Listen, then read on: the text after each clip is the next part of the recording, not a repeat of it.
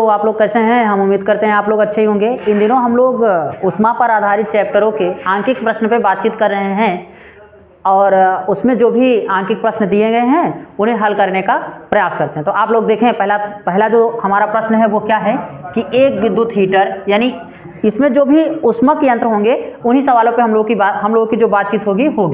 तो एक विद्युत हीटर में एक विद्युत हीटर में 120 वोल्ट विभवांतर पर 12 कूलाम का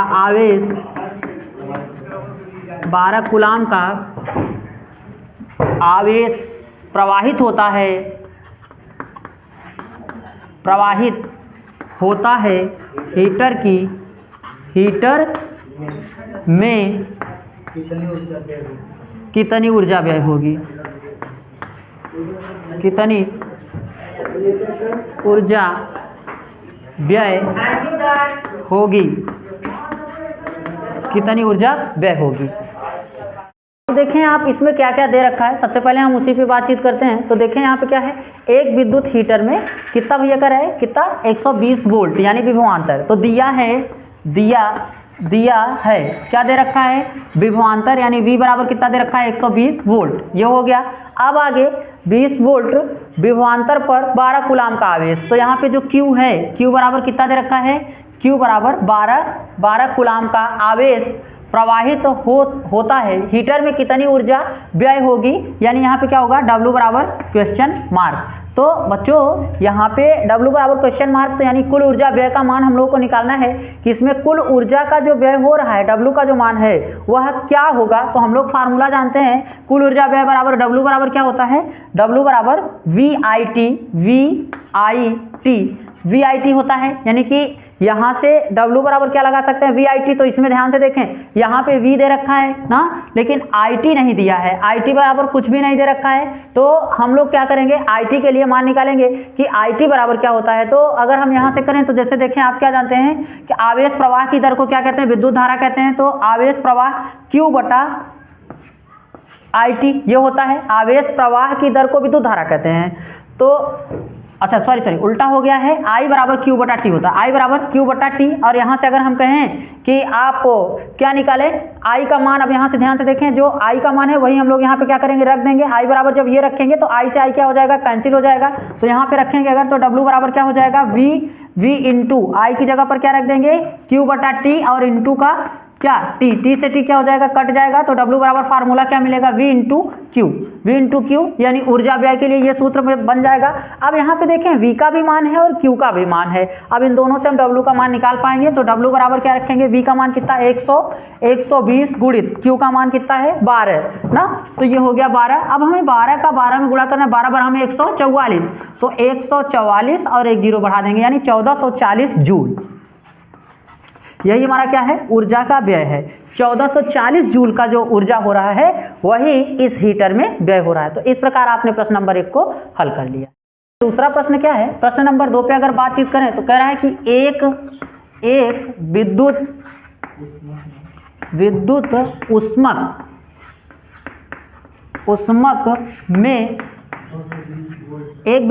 में 220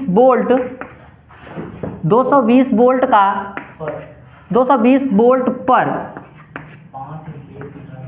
5 एम्पियर की धारा प्रवाहित होती है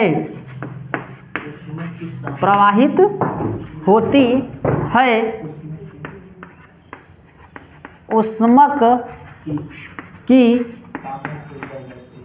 सामर्थ्य ऊर्जा निकालना ज्ञात कीजिए।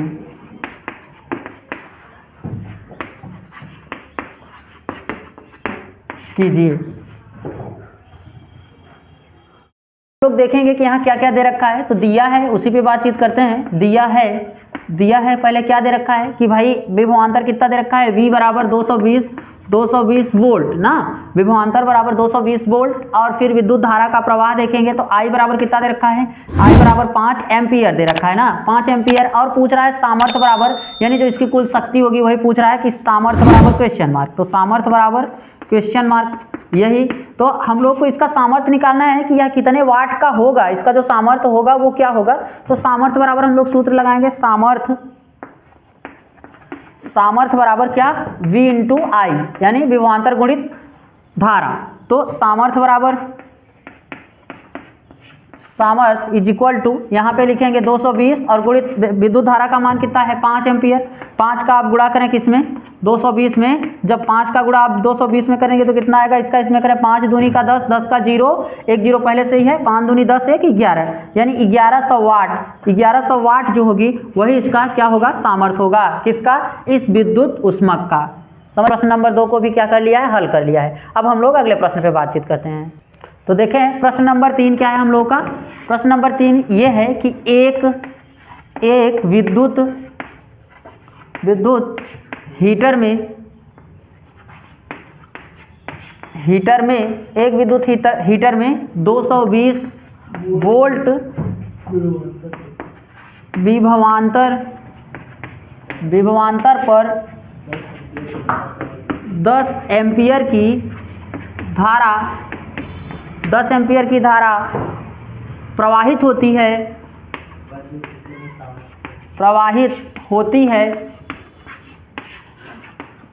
है वैद्युत हीटर में।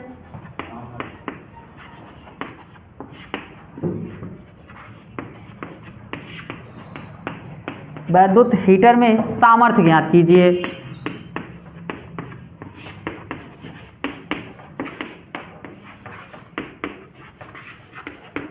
सामर्थ्य ज्ञात कीजिए। तो बच्चों बिल्कुल इससे जैसे पहले वाला प्रश्न आपने सॉल्व किया था, ठीक वही प्रश्न है। जहां पर 5 था, 5 एम्पियर की धारा थी, वहां पर कितने एम्पियर की हो गई धारा, 10 एम्पियर की हो गई है, और कुछ भी नहीं हुआ है। तो हम लोग लिखेंगे दिया है। सबसे पहले आप यही लिखिएगा कि दिया है, क्या दे रखा है। तो देखें V बराबर कितना दे रखा है, 220 वोल्ट। V बराबर 220 वोल्ट। फिर विद्युत धारा I का मान कितना दे रखा है, 10 एम्पियर। और सामर्थ्य बराबर क्या करा है, क्वेश्चन मार्क। सामर्थ्य बराबर यहाँ पे क्या लिखेंगे, क्वेश्चन मार्क। फार्मूला क्या लगाएंगे आप, सामर्थ्य बराबर वही लगाएंगे। सामर्थ्य बराबर यहाँ लिखेंगे V इंटू आई। फिर नीचे लिखेंगे सामर्थ्य बराबर V का मान कितना पाए, 220 गुणित विद्युत धारा का मान कितना पाए हैं, 10 एम्पियर। 10 का आप इसमें क्या करेंगे, गुणा कराएंगे। तो सामर्थ्य बराबर जो मान निकल के आएगा वह कितना हो जाएगा, 2200 क्या वाट। इस प्रकार से आपने प्रश्न नंबर 3 को भी क्या कर लिया, हल कर लिया। ऐसे प्रश्न जो भी दिए होते हैं आप याद रखें कि एक ही फार्मूले से उन प्रश्नों को सॉल्व कर ले जाएंगे। अब हम लोग अगले प्रश्न पे बातचीत करते हैं। तो बच्चों हम लोग अगले प्रश्न पे बातचीत करते हैं। प्रश्न नंबर 3 हमसे 4 क्या कर रहा है यही देखेंगे। प्रश्न नंबर 4 में जो है वह यह है कि 60 वाट का बल्ब 4 घंटे प्रतिदिन जलता है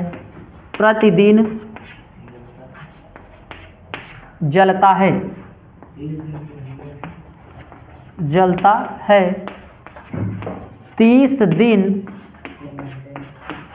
दिन के जलने 30 दिन के महीने में, 1 मिनट, 30 दिन के महीने में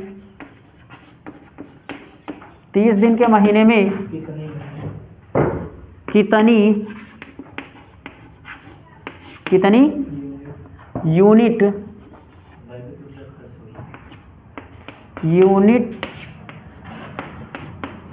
वैद्युत ऊर्जा खर्च होगी, यूनिट। अब हम लोग बातचीत करते हैं कि क्या दे रखा है। तो देखें दिया है, सबसे पहले क्या दे रखा है यही बात करते हैं। तो जो विभवांतर है वो कितना है, 60 वोल्ट का। तो V बराबर हम लोग लिखें कितना, 60 वोल्ट। विभवांतर का मिल गया मान। अब हमें यहाँ से देखें कुल समय कितना लग रहा है, यानी कि जो T का मान है वो कितना है, घंटा ना, घंटे, यानी कि समय का मान बराबर समय बराबर कितना है भैया, 4 घंटा। और कितना दिन जलता है, वो जलता कितना है 30 दिन। दिनों की संख्या बराबर दिनों की संख्या बराबर कितना है, दिनों की संख्या बराबर 30 दिन। ये हो गया 30 दिन ना। अब हमसे पूछ रहे हैं कि महीने में कितनी यूनिट वैद्युत ऊर्जा खर्च होगी। तो एक यूनिट में बदलने के लिए हमारी 1000 होता है, 1000 का गुणा होता है। तो अगर हम यहाँ से बात करें कि कुल ऊर्जा बराबर, यहाँ हम लिख देते हैं कुल ऊर्जा बराबर, यानी कुल ऊर्जा निकालेंगे तो कुल विभवांतर, फिर कुल समय, फिर गुणित कुल दिनों की संख्या ना। तो हम लिखेंगे कि कुल विद्युत विभवांतर, कुल विभवांतर गुणित कुल दिन अगुणित कुल घंटा ना, कुल घंटा, यही लगाएंगे हम लोग। तो जब यहाँ पे रखेंगे तो कुल ऊर्जा बराबर कुल दिन कितना मिला हम लोग को, कुल विभवांतर मिला वो कितना है 60 वोल्ट। यहाँ लिखेंगे 60 वोल्ट गुणित दिनों की संख्या कितनी है 30 और गुणित 30 गुणित कितना है 4 घंटा। तो 4 का इसमें क्या कर दिया हम लोग, गुणा कर दिए हैं। और इसी में तो अब हम लोग इसी में क्या करेंगे, इसको बदलना किसमें, यूनिट में है। तो हम इसमें क्या करेंगे 1000 से क्या कर देंगे, भाग दे देंगे। यानी 1000 से यहाँ भाग देते तो आप यहाँ भी क्या कर दीजिए 1000 दे दीजिए। जब आप भाग देंगे तो यहाँ देखें कि भाई जो जो चीज़ें कट रही हैं उनको आपस में क्या करें, काट दें। तो जब हम इसको काटेंगे तो 0 से 0 कट जाएगा, इधर 1 0 से ये भी कट जाएगा, ये कट गया। अब आप देखें यहाँ पे 10 है और यहाँ पे कितना है, ये इसको काट दीजिए, फिर यहाँ हो जाएगा 5 और इसको काटेंगे हो जाएगा 2। पहले आपस में इनका गुणा करा दीजिए, इसका इसमें फिर इसका इसमें। देखिए 18 इसका इसमें 6 3 18, 18 दूना 36, यहाँ कितना हो जाएगा 36/5, ये हो गया।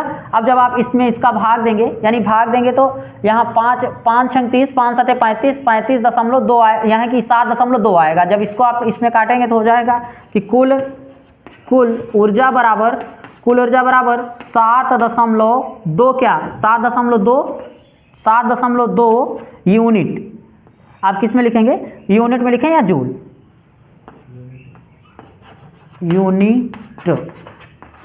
यूनिट। तो इस प्रकार से प्रश्न नंबर 3 भी हमारा क्या हो गया, प्रश्न नंबर 4 भी हमारा हल हो गया। अब हम लोग अगले प्रश्न पे बातचीत करते हैं। तो हम लोग प्रश्न नंबर 5 पे बातचीत करते हैं। अगला प्रश्न क्या कह रहा है, इस पे देखते हैं हम लोग क्या है कि किसी परिपथ में प्रवाहित वैद्युत धारा को आधा कर देने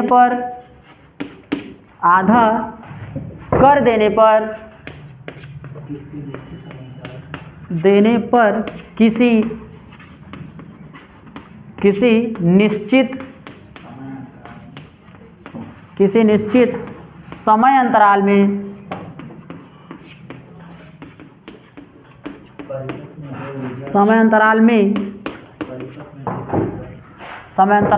परिपथ में व्यय ऊर्जा पर क्या प्रभाव पड़ेगा।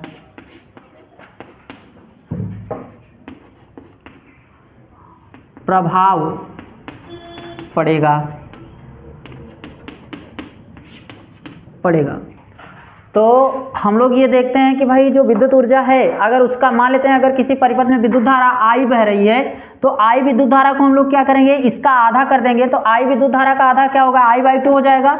I/2 जब ये I/2 हो जाएगा तो हमसे पूछ रहे हैं ये क्या कि प्रवाहित कर देने पर किसी भी निश्चित समयांतर, मतलब उसमें जो एक निश्चित समय होगा उसमें जो विद्युत ऊर्जा के प्रभाव का मान होगा, यानी ऊर्जा का मान क्या होगा, यही हमसे पूछा जा रहा है। तो हम लोग जानते हैं W बराबर क्या होगा, I² RT होता है। तो I² होगा, तो I का मान क्या हो गया, इसका आधा हो गया। I² RT, I का मान कितना कर दिए, आधा कर दिए।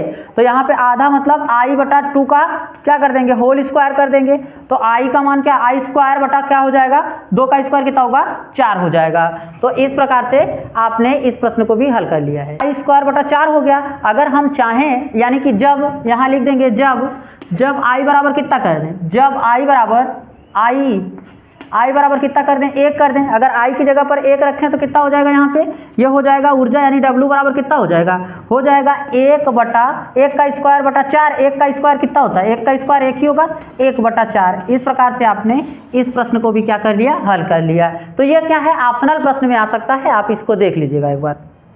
तो हम लोग बच्चों अगले प्रश्न पे बातचीत करते हैं। प्रश्न क्या है, प्रश्न नंबर 6 है ये कि एक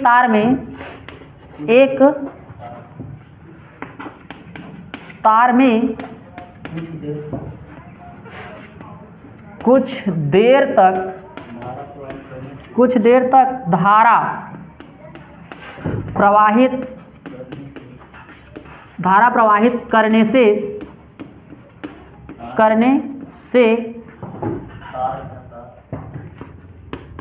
तार का ताप 3 डिग्री सेल्सियस से बढ़ जाता है, 3 डिग्री सेल्सियस बढ़ जाता है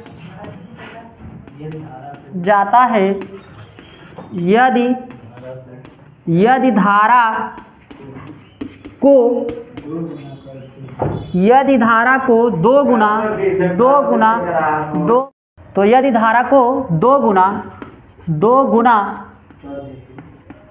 गुना कर दें तो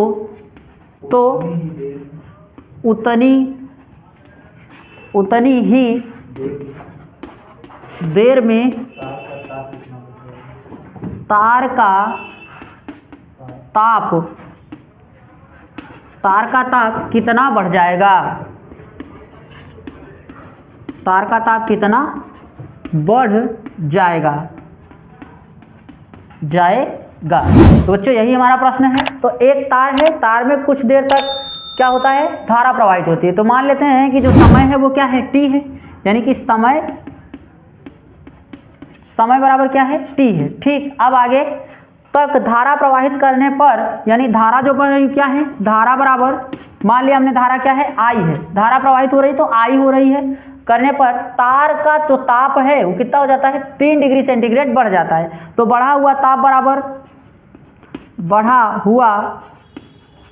हुआ ताप बराबर कितना है, 3 डिग्री सेंटीग्रेड हो जाता है, 3 डिग्री सेंटीग्रेड। अच्छा, इस पर इसका जो प्रतिरोध होगा, तो प्रतिरोध क्या होगा, प्रतिरोध बराबर क्या होगा, R होगा। ठीक बच्चों, यह क्या है, पहले का है।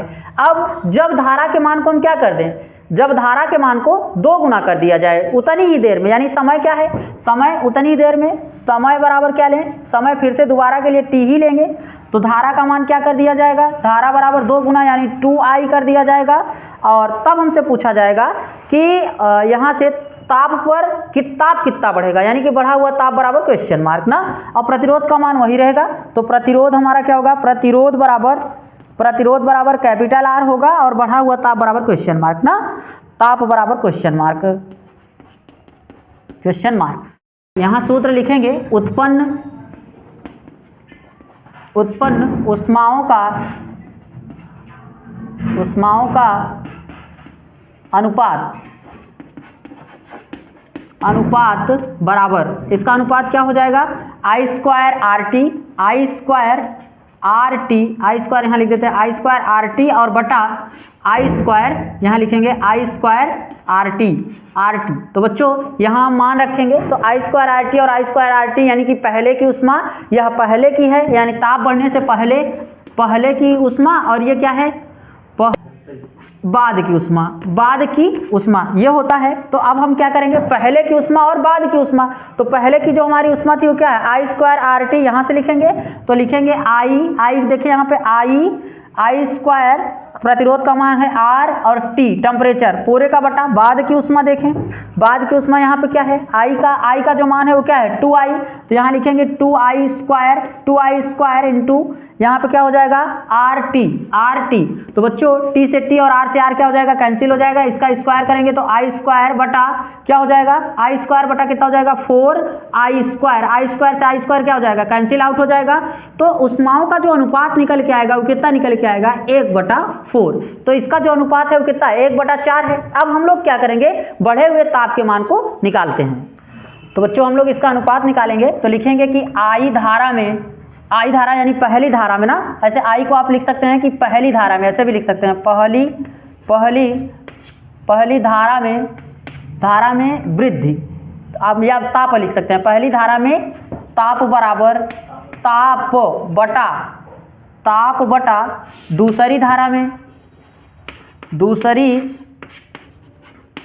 में ताप बराबर कितना लिखेंगे, इसका अनुपात जो प्राप्त किए कितना है 1/4। तो जो पहली धारा में ताप था वो कितना था 3 डिग्री सेंटीग्रेड, और दूसरी वाली धारा के ताप को हम लोग को निकालना है, यानी इसमें जो ताप है उसी के मान को क्या करना था, निकालना था। तो यहाँ लिख देते हैं क्या, यहाँ पे लिखेंगे 3 यानी कि 3 डिग्री सेंटीग्रेड, और इसकी जगह पर क्या लिखेंगे, ताप को T ही लिख देते हैं, T बराबर कैपिटल T टेम्परेचर, यहाँ पे लिखेंगे 1/4, इसका इसमें गुणा और इसका इसमें जब गुणा करेंगे तो T बराबर कितना निकल के आएगा, T बराबर निकल के आएगा 4×3 12 डिग्री सेंटीग्रेड। यही बच्चों हमारा क्या है, आंसर है। तो इस प्रकार से आपने इन प्रश्नों को हल कर लिया।